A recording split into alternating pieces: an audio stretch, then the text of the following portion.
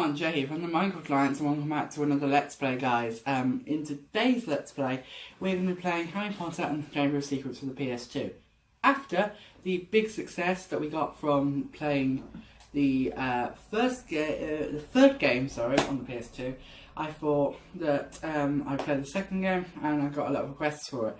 Now, as you can see here, I have got a fair bit of stuff here. I've got like a save here. But we're going to be starting from scratch today, so I'm just going to make sure everything's good, which it is, and we're going to get started, guys. So this is going to be a sort of walkthrough of the game. I'm not an expert by any stretch of the imagination, but I'm more than a casual Let's Player. So take from that what you will, and I know that some of you guys have requested for me to play some more Harry Potter games. So yeah, here we go, guys. Now, I have a really weird approach to this game. I am not a very collectible person unless I have to collect the collectibles. And you'll see what I mean by that when we get slightly later on into the game. And here we go. Here we crash at the burrow. This opening in this game.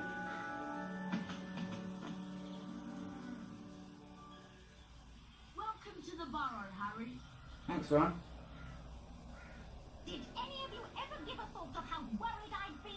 Beds empty, no note, car gone. Oh, Mom, Out of my mind with worry. Did you care? Never. As long as I've lived. But Mom, now get outside and start de-noming. Right. I've had it up to here with all of you. Except you, poor Harry. I'm not close with you. I'm just relocating slightly, guys. Sugar. You ready to do a bit of de-noming then, Harry? Well, I'm not sure. I've been with Durden so much this time. I'm a little rusty. Well, I'm also not sure on two other counts. The first count being that, Ron, your mum asked you to do it, not me. And the second count being, we're not technically supposed to do magic outside of school, are we? Okay, guys, this is it. I'm back in my chair behind my desk, recording it on my phone as per usual. Because this is the PS2 game. If I was recording this on the Xbox One, I could use the recording software on there, but I can't, unfortunately, because I haven't got an Elgato or anything for the PS2. So we're back to the good old-fashioned recording it on a phone. And guys, I love this game. This, if you watched my my Harry Potter game ranking, this is my favourite game in the Harry Potter series at the moment. Yes, I will in a minute. But yeah, guys, the way how I'm doing this, I'm going to be calling this a walkthrough, but it's not. I don't know, I might call it Let's Play, I don't know, you guys can see and look at the title and see what I decided to call this game, but, this series, but, I know, obviously, I know the game. Oh, thanks, Ron. What an amazing joke. So, straight off the bat, I think some of this is fairly self-explanatory. You want to hit the bell and hit the jar with Flipendo.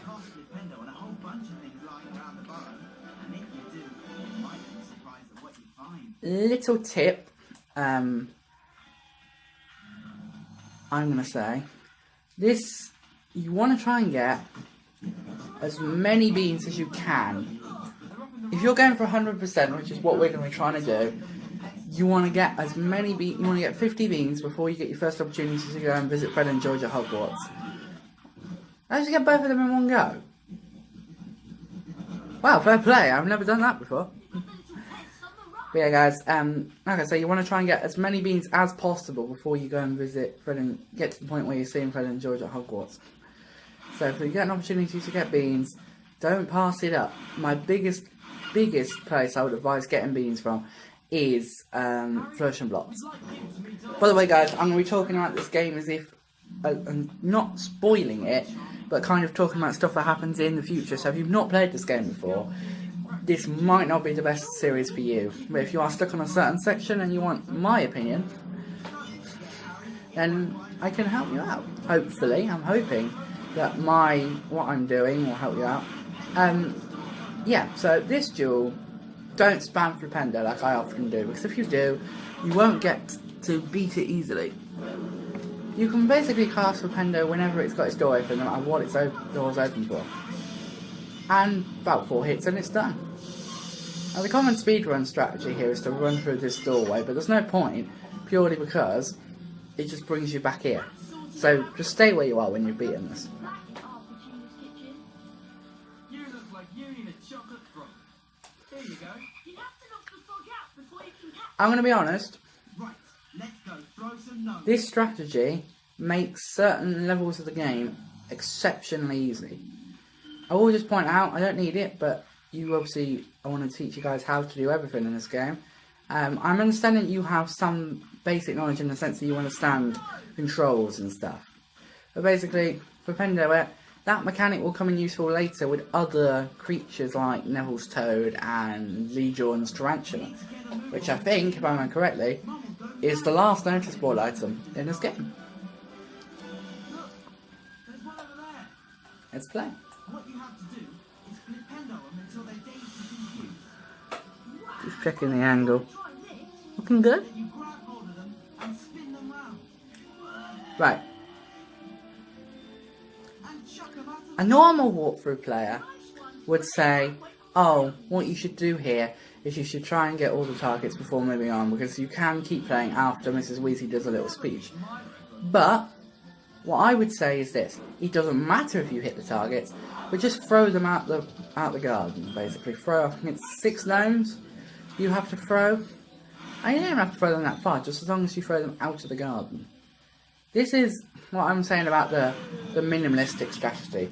We're going to buy back all of these cards later that we're missing, and that's easy enough to do if you do the strategy in question, because basically this strategy means that you can get your 200 beanbag before your 100 one.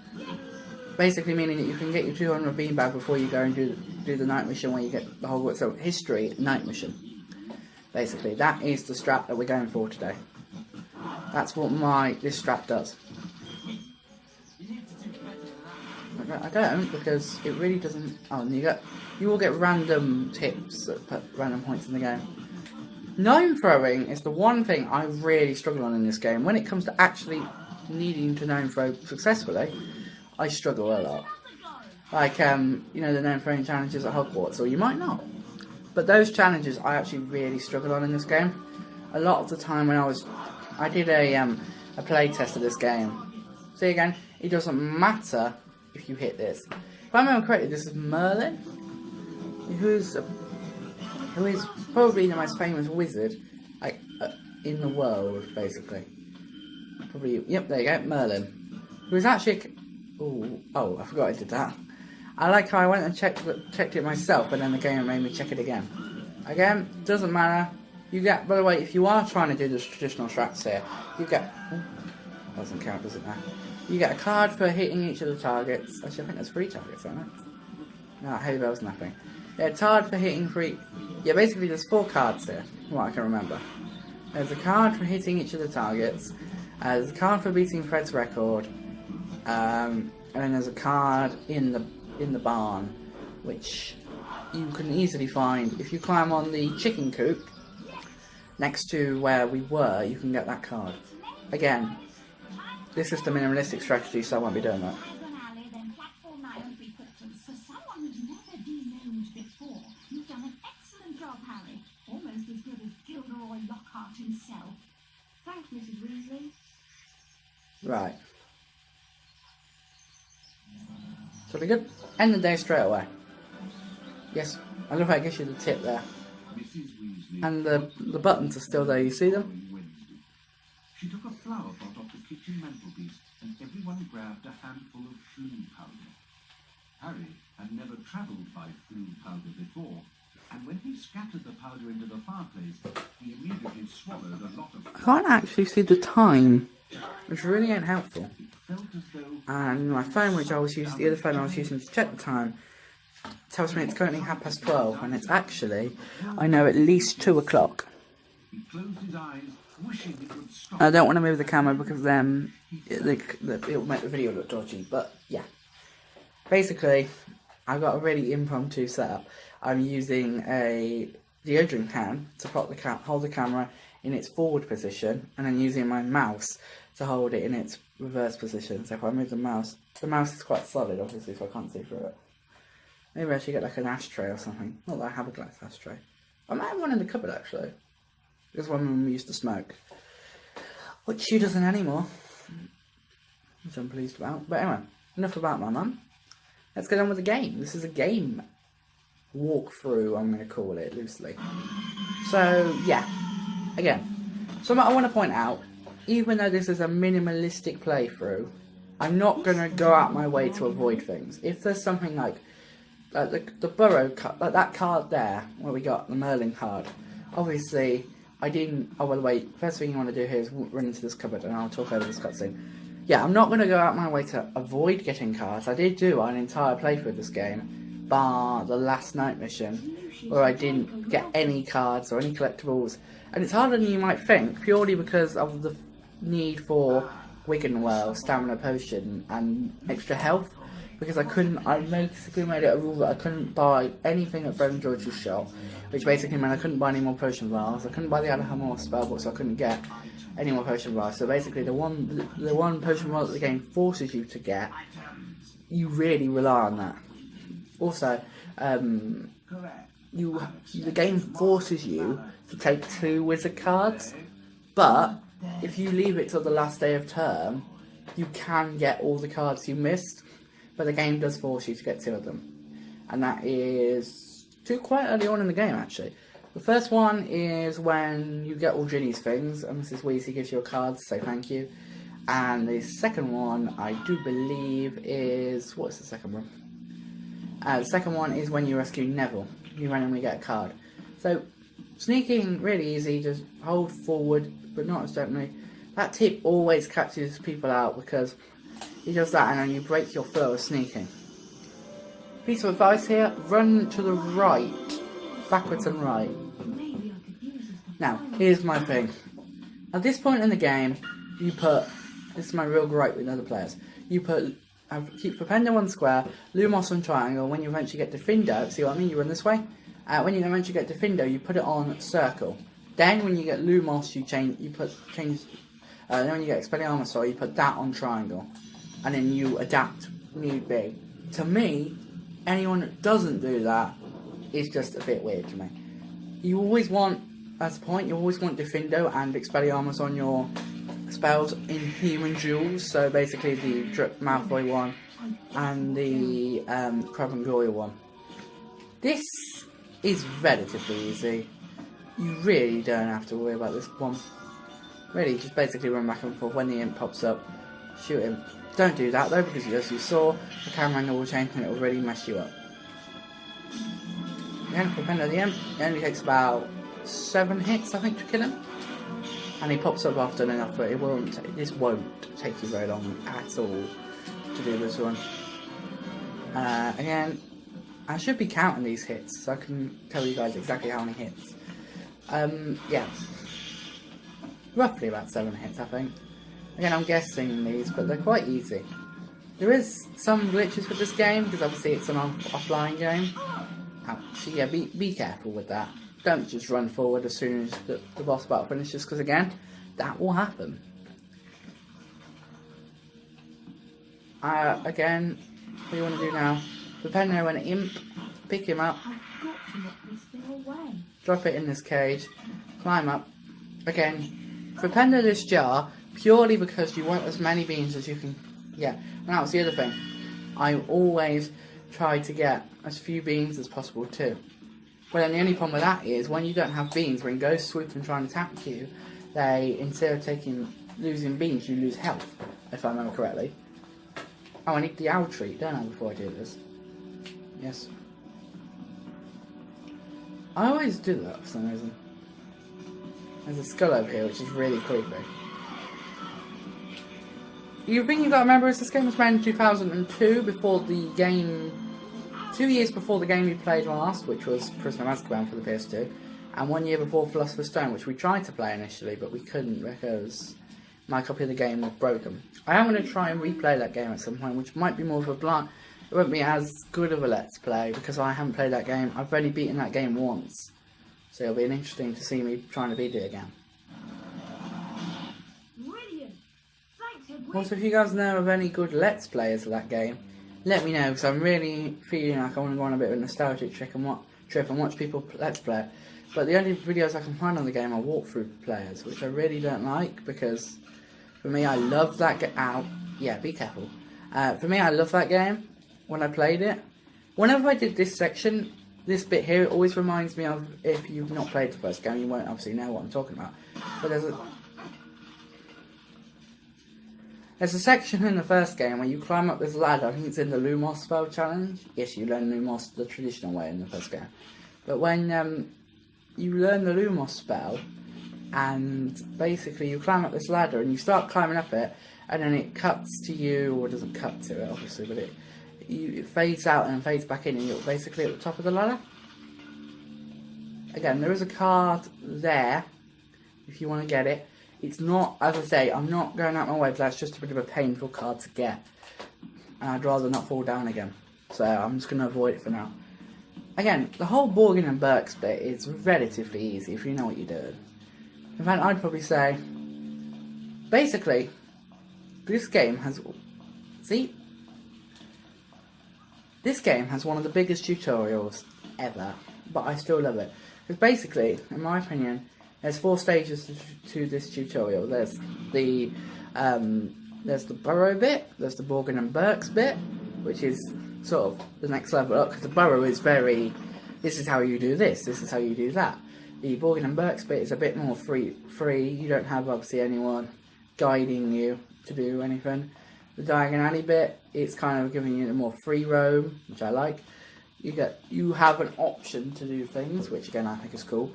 You have quests, which you actually have to do.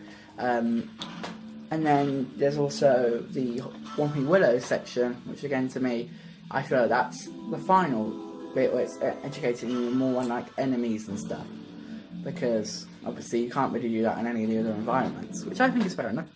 And then you get to like the actual game, which isn't necessarily a bad thing, because I think it's just very interesting, but it's just a bit, when you play through it, obviously they try to make tutorials interesting these days, because when you play through a game again and again and again for fun, you don't want to have to go through a tutorial. I think some games these days actually have an option to completely skip the tutorial, which for this game wouldn't obviously really work because it's a story-based game. So there we go guys, that's Nocturne Alley completed. Yeah. If there are any questions anybody has, I know this section is relatively easy. If anybody does have any questions, then please do feel free to let me know. Oh, I've just remembered. There's a really cool Easter egg. Not an Easter egg. There's a really weird glitch in the Magical Menagerie, so I think we'll go there first in terms of getting Ginny's things after we've raided Flourish Blocks. Yeah, here's the cutscene. Harry, we hoped you'd only gone one foul place too far. I was frantic with worry. What's wrong? You look very worried, Mrs. Weasley. I went wrong, and I dropped all my things in the fireplace as I passed. Would you like me to go and look for them? That's so kind of you, Harry. Can I just say, I thought she was coming to Diagon Alley to buy her things, as opposed to bring her things to Diagon Alley. I know that later on in this section they all go off to Hogwarts, but I find it odd that they would come to Diagon Alley on the day that they're supposed to go to school, and bearing in mind that the train leaves at 11 AM. One of the other questions I've always wondered is, what time does the train get to Hogwarts roughly? Because obviously it leaves at 11. What time do we get to Hogwarts? 7? 6? It always gets dark, so obviously I know it's September, but it's always dark, so it must be like 8 o'clock at the very least. Then you think, well, what about the feast? The feast must go on for ages. That's an interesting question. I've always wondered, what time does the train get to Hogwarts? If you guys have any ideas, let me know down in the comment section below, because I'm really interested in that now I've said that. Again, we're going with the minimalistic approach. If you want to look for Easter eggs, there is a Easter egg in the... again, I keep saying Easter eggs. Just double tap A there, you don't need to listen to him saying, would you like to buy this, or how much it costs. You just have to buy it. If you have played the first game before, and if you watched my first game Let's Play, as long as I managed to do it, you may recognise this speech.